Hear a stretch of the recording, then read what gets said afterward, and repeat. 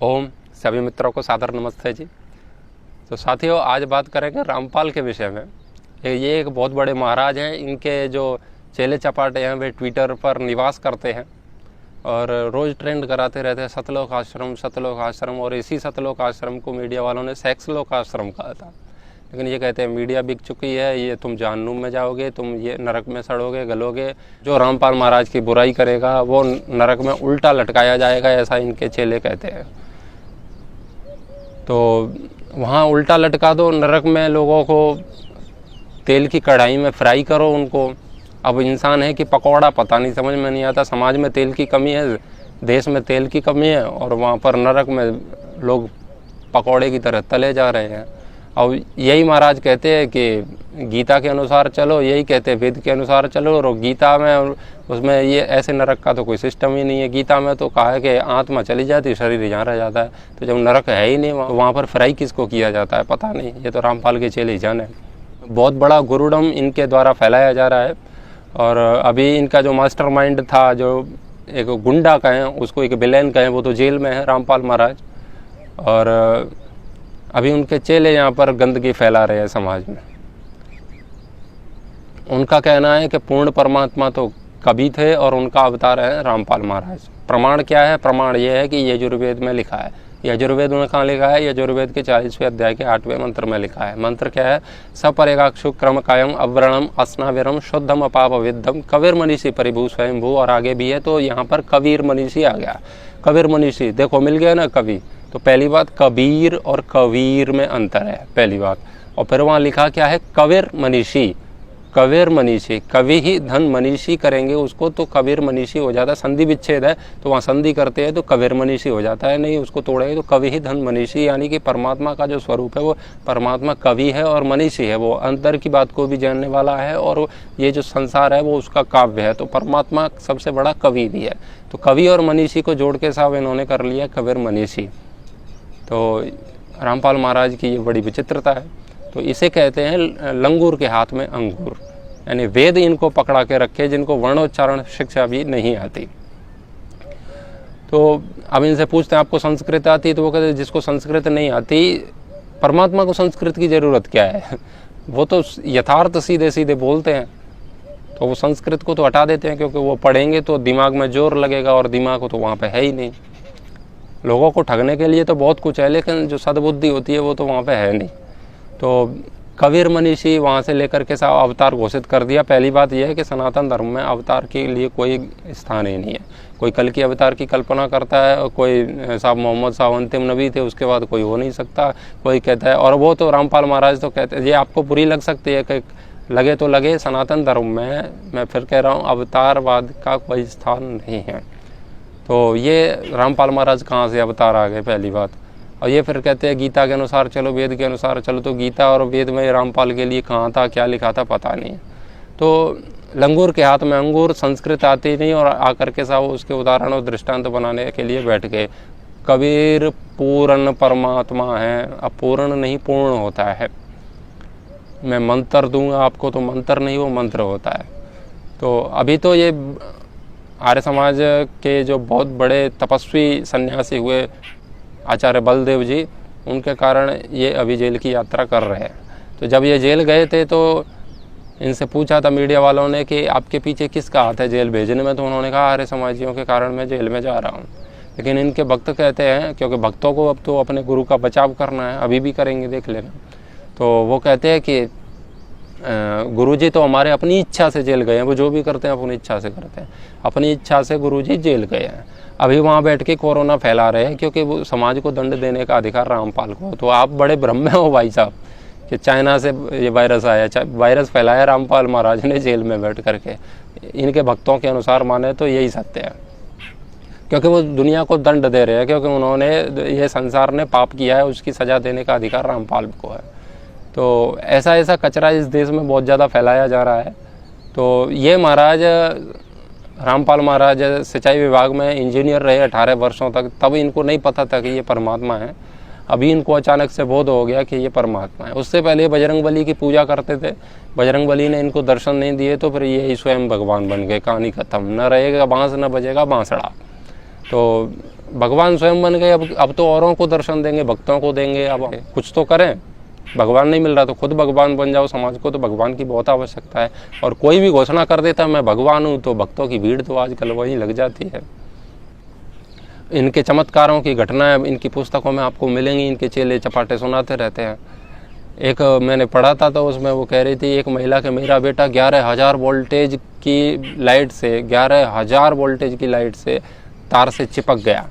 बच्चा वहाँ खेल रहा था, तार ने उसको खींच लिया, पास में गया तो, और उसके सर में 1-1.5 इंची तक वो तार घुस गया और उसके शरीर से विद्युत की लपटें निकल रही थी।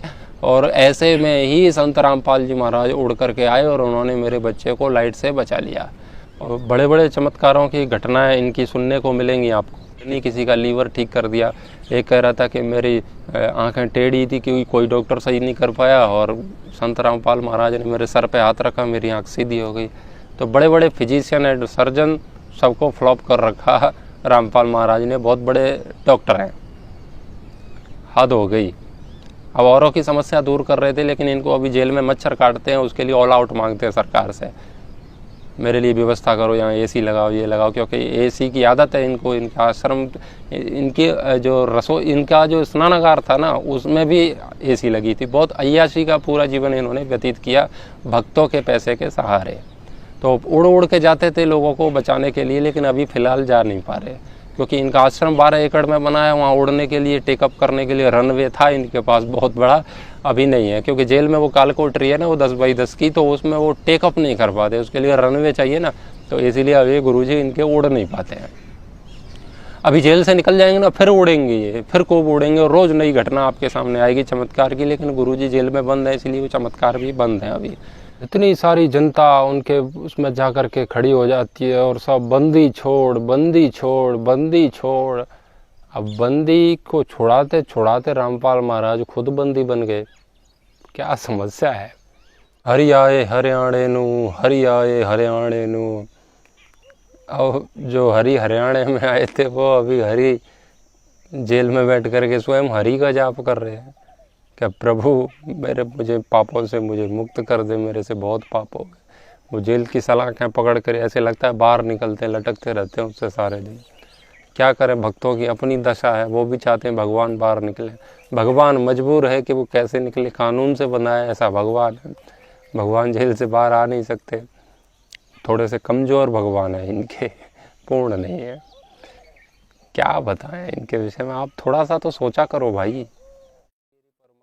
तो ये परमात्मा है, लेकिन जेल से नहीं उड़ पाते, इसीलिए मतलब थोड़े से कमज़ोर वाले परमात्मा है, इनमें पूर्णता नहीं आ पाई अभी। तो ऐसे ऐसे ढोंगियों का बहिष्कार होना चाहिए। और आप कहोगे कि अभी तो वो जेल में है, तो जेल में तो हैं, लेकिन इनके भक्त कचरा फैला रहे हैं इनके, इसीलिए इनके भक्तों को भी जवाब दो। नहीं तो समाज में वो इतर था अंध परंपरा, महर्षि कपिल कहते हैं, बस वही समस्या देश में चल रही है। जब अच्छी बात कोई लोगों के सामने नहीं रखेगा तो बुरी फैलती ही है, और बुरी फैलाने वाले लोग बहुत हैं, और उसको अच्छी बात को समझने वाले लोग बहुत कम हैं। तो कोई भी भगवान बन जाता है मार्केट में, किसी की दुकान कहीं नहीं चलती तो वो भगवान बन जाता है, और भगवान बन करके उसकी बहुत दुकान चलती है। अब ये परमात्मा है, लेकिन इनकी आँख कमज़ोर हो जाती है, इसीलिए चश्मा लगाना पड़ता है परमात्मा को। ठंड लगती है तो जैकेट भी पहनता है ये परमात्मा, और मरने से डर लगता है, इसीलिए बुलेट प्रूफ गाड़ी भी थी इनकी, और बुलेट प्रूफ शीशा था इनका। प्रवचन देने के सामने जो कमरा था वो बुलेट प्रूफ था। तो और इनकी ऐसी ऐसी लिफ्ट थी जो बटन दबाते ही ऊपर आ जाए तो परमात्मा प्रकट हो गए। नीचे से देखा तो वो लिफ्ट पे बैठ के आते हैं। तो मरने से भी डर लगता है इनको परमात्मा को। और आपसे कहते हैं कि गीता में कहा है अभय हो जाओ, ये हो जाओ, आत्मा अमर है, नित्य है, मोह माया छोड़ दो। क्योंकि आप मोह माया नहीं छोड़ोगे तो मुझे पैसा कहाँ से दोगे, आपकी माया छूटेगी तभी तो मुझे दान दोगे। तो इसीलिए सामने वाले की माया छुड़ाना बहुत ज़रूरी होता है, जो इन्होंने छुड़ाने का पूरा प्रयास किया। वो अपने आश्रम में बहुत बड़े गुंडों को पाल रखा है इन्होंने। कई गुंडे थे जिसकी पुलिस से मुठभेड़ हुई और पुलिस पर उन्होंने पेट्रोल बम तक फेंके, तेजाब फेंका, पत्थर फेंके, गोलियां चलाईं, और 303 की इनके पास मैगजीन मिली। वहाँ पे कई सारे हथियार मिले इनके आश्रम में। तो सतलोक आश्रम था या टेररिस्ट आश्रम था। तो इतने हथियार तो टेररिस्टों के आश्रम में मिल सकते हैं, ISIS के अड्डे पर मिल सकते हैं, जो कि सतलज आश्रम में मिले। दूसरी बात, वहाँ पर प्रेगनेंसी किट की भी टेस्ट मिली, तो उसको सतलज आश्रम कहें या टेररिस्ट आश्रम कहें या सेक्स लोक आश्रम कहें, क्योंकि गर्भवती की जांच करना आश्रम में क्या मतलब है उसका, कोई चिकित्सालय तो वहाँ चलता नहीं है। तो इनके कमरे में ये सारी चीज़ें मिली वहाँ पर, तो सेक्स लोक आश्रम भी कहा था मीडिया वालों ने इनको। तो सेक्स लोक आश्रम, टेररिस्ट आश्रम, सतलोक आश्रम, सत्य का तो वहाँ कोई संबंध ही नहीं है, तो सतलोक तो काय का, तो नाम तो कुछ भी रख लो आश्रम का। तो पुलिस जब इनको पकड़ने के लिए गई, तो जब परमात्मा थे तो ये डर क्यों रहे थे, बिल में क्यों घुसे थे अपने में। पुलिस गोलियां चला रही है, JCB से दीवार को तोड़ा जा रहा है सामने से, और पूरी पुलिस फोर्स वहाँ पर, कमांडो तैनात हैं। सरकार का इतना पैसा खर्च हो रहा है और महाराज बिल से नहीं निकल रहे, लेकिन सरकार वहाँ जैसे तैसे दीवार तोड़ के और वहाँ पर पहुँची। तो वहाँ जैसे ही पुलिस पहुँची तो उनके कमरे में जा कर के गर्दन दबोच ली रामपाल महाराज की, फिर साहब सरेंडर हो गए। अब कह रहे हैं कि उनके भक्त के वो तो अपनी इच्छा से गए, तो इच्छा से गए तो वो पहले ही आ जाते। 3 दिन तक इतने लोगों की हत्याएं क्यों कराएं। कई सारी महिलाएं मर गईं, आर्य समाज के कुछ युवक भी उसमें मरे, और भी कई सारे लोग उसमें मरे थे। तो गोली कांड हो रहा है, तो इसको मतलब ISIS का अड्डा समझिए उसको, कोई सतलोक आश्रम कुछ नहीं है। तो आप समझिए इस बात को। इनके ऊपर दूध, इनके शरीर के ऊपर दूध डाला जा रहा है, कभी खीर बनाई जा रही है उसी दूध से, फिर उसी खीर को तुम लपर लपर करके चाट रहे हो उनके आश्रम में जा कर के। बुद्धि तो बेच का ही है, अपना तो दिमाग मस्तिष्क कभी लगाते ही नहीं है। तो पूर्ण परमात्मा है। ये औरों की बीमारियां दूर करते थे, लेकिन अभी इनको मच्छर काटते हैं, उसका इनके पास कोई उपाय नहीं। अभी इनके दांत में दर्द भी होता है, उनको इलाज भी चाहिए जेल में औरों के। क्योंकि फिलॉसफी क्या है, फिलॉसफी ये कि भक्तों के जो संकट होते हैं वो महाराज स्वयं पर ले लेते हैं। क्योंकि जब बीमारी आ जाती है तो क्या कहेंगे, बीमारी आएगी तो लोग यही प्रश्न करेंगे कि तुम औरों की किडनी लीवर ठीक कर रहे थे, तुम्हारे में समस्या आ गई। तो क्या उसका उत्तर है, उसके लिए नई घटना फिर ये बना के रखते हैं। उसके लिए रखते हैं कि तुम्हारे जो रोग दुख दूर किए थे उनको हमारे भगवान ने अपने आप पे ले लिया है, तो बच जाएंगे। तो तर्क तो कई सारे बनाते रहते हैं। भगवान भी बीमार हो रहा है, परमात्मा भी बीमार हो रहा है, बहुत बड़ी बड़ी समस्याएं हैं देश में। तो समझिए ये बहुत बड़ा प्रोपेगेंडा है। तो रामपाल के भक्त ज़्यादा ज्ञान देने की आवश्यकता नहीं है आप लोगों को। आप थोड़ा निकलिए मानसिकता से बाहर हो, सनातन धर्म की शरण में आइए। ये लोग कुछ भी बोलते रहते हैं और तुम कुछ भी मानते रहते हो। तो ये पाखंड से बाहर निकलने की हमें बहुत बड़ी आवश्यकता है। तो ये कोई अवतार नहीं है। ये इनकी एक साध भी थी, उन्होंने इसका सारा पूरा काला चिट्ठा खोला था। 10 लाख रुपए का डिपॉजिट साध भी के उसमें भर रखा था। तो इनके पास इतना पैसा कहाँ से आया साहब। ये पूजा पाठ कराते थे तो स्वर्ग में भेजने के लिए अलग से पूजा कराते थे, उसमें 1 लाख रुपए लेते थे उस पूजा के। यानी स्वर्ग की जो टिकट है वो 1 लाख रुपए में कटती थी। कमाल है, और लोग देखते भी हैं उनको। और इनके भक्त है ना, इतने पागल होते हैं, वो उनकी समझ में कुछ नहीं आता। वो यही कहते हैं कि मीडिया बिकी है, ये बिका है, अभी मुझे कहेंगे कि ये भी बिका है। और एक चीज़ और है, सेक्युलरिज्म का बहुत तगड़ा प्रचार है। कोई नहीं, हिंदू मुस्लिम सिख ईसाई कुछ नहीं है, सब एक ही धर्म है, सब एक ही है। और वो तो कह रहे गीता और कुरान भी एक जैसी ही है, और गीता और कुरान की तुलना भी कर दी थी रामपाल ने। तो ये जिहादी है, इनको बाइकआउट होना चाहिए। वो तो अभी जेल में गए, प्रभु कृपा रहेगी तो जेल से बाहर आएंगे भी नहीं। और तब तक आप इनके भक्तों का उपचार करते रहो, क्योंकि ये भी बहुत ज़्यादा प्रचार करते रहते हैं। तो ऐसे लोगों के ट्रीटमेंट की आवश्यकता है। तो भगवान श्री राम और कृष्ण के हम मार्ग पर चलें और उनकी दी हुई शिक्षाएं, वेद की शिक्षाएं, दर्शन उपनिषद की शिक्षाओं को जीवन में धारण करें, उसी से जीवन में शांति आ सकती है। तो ऐसे गुरु घंटालों से दूर रहें तो अच्छा है, नहीं तो अपना तो सत्यानाश करोगे ही, फिर उनकी बातों का प्रचार करके और निर्दोष हैं उनका भी सत्यानाश करोगे। तो आप सभी ने मेरी बात को इतनी शांति से सुना, आप सभी का बहुत बहुत धन्यवाद। ओम शांति।